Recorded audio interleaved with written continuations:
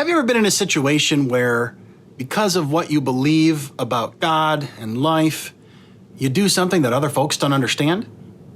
We're going to think about that today on Now What Devotions from Trinity Lutheran in Cyrus.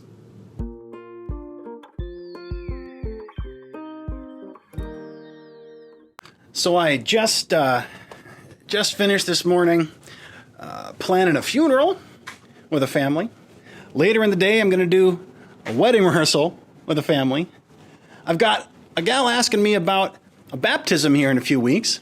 And all of this time, and in the midst of this, a colleague of mine is interviewing to enter into candidacy to join and become a minister. So she is doing her interview process even as I record this. And I've been thinking, how do we, as Christians, don't we sometimes make decisions that other people just don't probably understand? They kind of look at us and they go, "What are you doing? What's going on? Why would you do that?" The text we're looking at today is, of course, still in the book of Matthew. It's the end of the chapter of 10. It is verses 24 into 39. And Jesus says, "I have come not to bring peace, but a sword."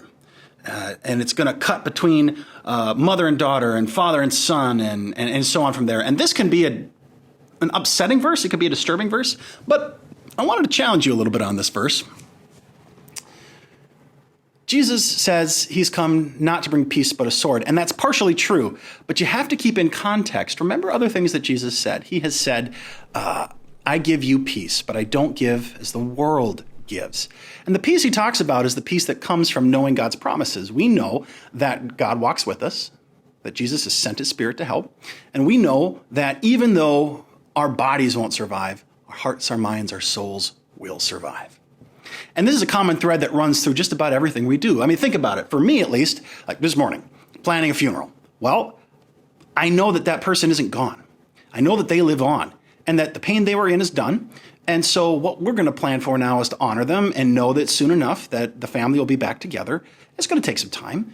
And even though people are in grief, I can enter that space and be calm. I could be okay. Even though it hurts, even though I'm in pain, I know I can be okay. Or maybe planning a wedding. Yeah, we know that we want to do the right thing. We want to be the best spouse we can be, right?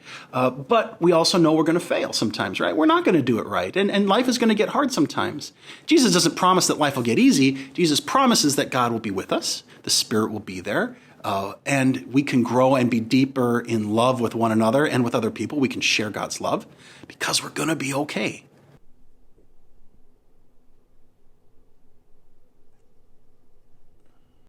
Today, when Jesus talks about splitting people up, he's not talking about splitting them up on purpose. He's saying that what we do as Christians will cause consternation and confusion. The ways of the world are not God's ways, and that can be confusing. And so therefore, we have to be that much more intentional with our love and our kindness and our forgiveness. And we have to be that much more thoughtful about how we speak to others. Not that we always just tell the truth brutally, but rather, maybe we tell it with love and with care. How can you speak the truth with love and with care this week?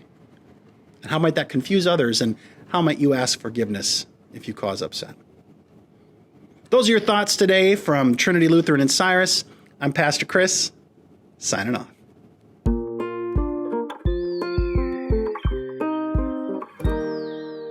Hey, if this devotion was useful to you today, why don't you share it with a friend? And don't forget, we've got a drive-in worship on Sunday, 9:30 a.m. here at Trinity in Cyrus. You come on down and tune in to 88.1, and we'll be out in the parking lot. We'll have a worship service for you. We'll see you there.